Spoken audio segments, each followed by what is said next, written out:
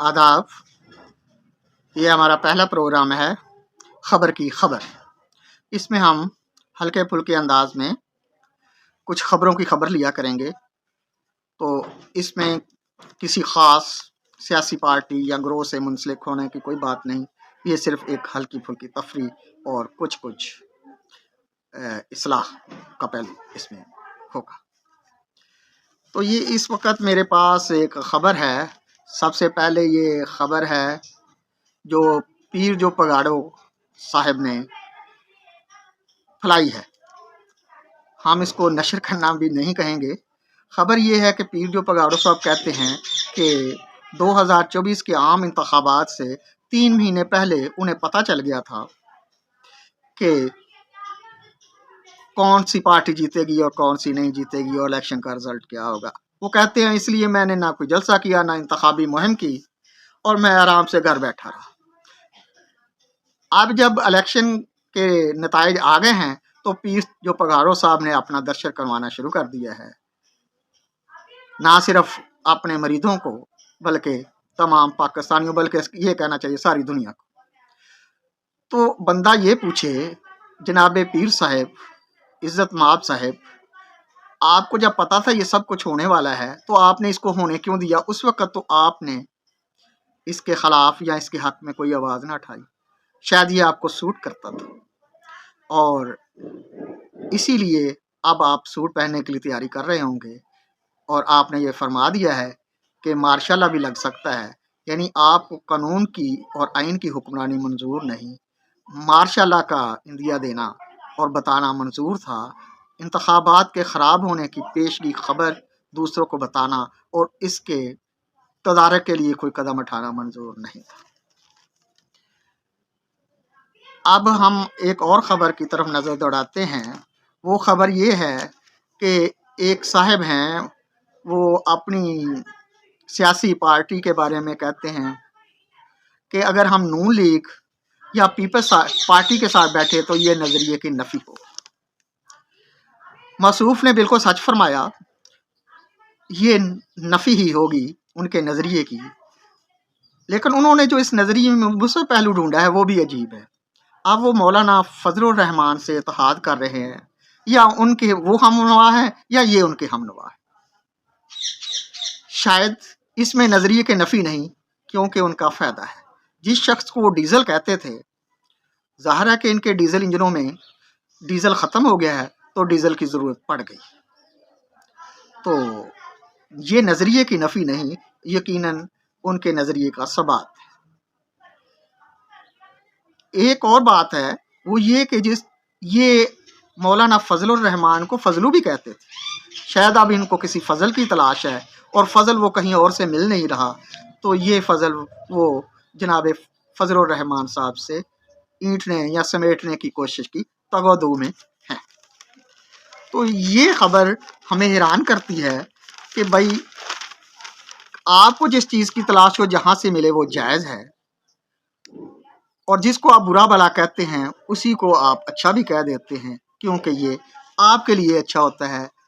कौम और वतन का क्या है, कौमें कायम रहती हैं, वतन कायम रहते, पार्टी को तो कायम रखना पड़ता है। अब ये और एक खबर है हमारे पास, ये है कि आज़ाद अरकान ने मुलाकात में एक साहबा से जो आजकल इक़्तिदार के ख्वाब देख रही हैं, इक़्तिदार भी उनको मिल जाएगा, उन्होंने ये बयान दिया है, इक़्तिदार नहीं मुल्क और वाम अहम है, खिदमत का हक अदा करते रहेंगे। अब नहीं, ये नहीं पता कि वो किस किस्म की खिदमत करना चाहते हैं। चलो जो भी वो खिदमत करना चाहते हैं करें, लेकिन या इसमें आके इक़्तिदार में आके करनी है। अभी तो इक़्तिदार में नहीं, अभी से खिदमत शुरू कर दें। अभी तो उनके पास काफ़ी वक्त है। जब वो इक़्तिदार में आ जाएंगी तो मुमकिन है कि उनको टाइम ना मिले और वो खिदमत का हक अदा ना कर सकें। मेरी मुराद ये है कहने की कि अगर खिदमत का हक मसरूफ़ दिनों में अदा करना पड़ जाए तो मुश्किल होता है। आजकल तो फारग है तो खिदमत कर लें। इससे पहले भी फारग थी, पता नहीं वो कौन सी खिदमत करती रही हैं या कौन सी खिदमत नहीं। चलो फिर भी देखें इक़्तिदार में आके अपनी खिदमत करती हैं या कौम की खिदमत करती हैं। एक और ख़बर पे हम तबसरा करते हैं। ये ख़बर है जनाब वाला یہ ایک صاحب ہیں، ان کا تعلق انصاف کرنے سے ہے، یعنی ایسی پارٹی سے ہے جو آج کل خود انصاف کی تلاش میں ہے۔ اپنے دور میں انہوں نے اتنا انصاف کیا کہ ہر کسی کو چور ڈاکو کہا اور کسی چور ڈاکو کو سزا بھی نہ دلوا سکے۔ وہ کہتے ہیں اسٹیبلشمنٹ سے ہم ہمیشہ بات کرنے کے لیے تیار ہیں، یعنی یہ بھی اقتدار کے بھوکے ہی لگتے ہیں۔ اگر آپ سیاسی لوگ ہیں تو سیاستدانوں سے بات کریں، لیکن وہ کہتے ہیں چور ڈاکوؤں سے بات نہیں ہو سکتی، اسٹیبلشمنٹ سے بات ہو سکتی۔ اب اسٹیبلشمنٹ کا کیا ارادہ ہے وہ تو اسٹیبلشمنٹ کا دل جانے یا دماغ جانے۔ اگر وہ ان سے بات کرنے کو تیار نہیں ہوتے تو یہ کیا کریں گے؟ اس سے پہلے جو کچھ کر چکے ہیں اور جس کا خمیازہ ابھی تک بھگت رہے ہیں، شاید وہ ان کو بھول گیا ہے۔ ایک اور خبر ہے، یہ ہے آٹو انڈسٹری کے بارے میں، کچھ اس پر کوئی ٹیکس لگنے کا بیان ہے۔ یہ آٹو انڈسٹری کو جو ہوتے ہیں جس کے چلانے کے لیے توانائی کی ضرورت ہوتی ہے، اور روز ہی توانائی کی چیزوں کی جیسے گیس ہے، بجلی ہے، تیل ہے، ان کی قیمتیں بڑھتی رہتی ہیں، تو یہ بھی تو ایک ٹیکس ہی ہے۔ اصل قیمت سے کئی گنا بڑھا کر لوگوں کو پیٹرول ملتا ہے، گیس ملتی ہے یا بجلی ملتی ہے۔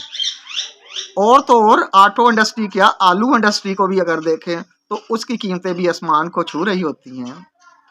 وہ لوگ جو آلو کھانا چاہتے ہیں، پکانا چاہتے ہیں یا ان کی چیز بنانا چاہتے ہیں، وہ بیچارے پریشان ہیں، کیا کھائیں گے، کیا بائک چلائیں گے یا کیا اور کریں گے۔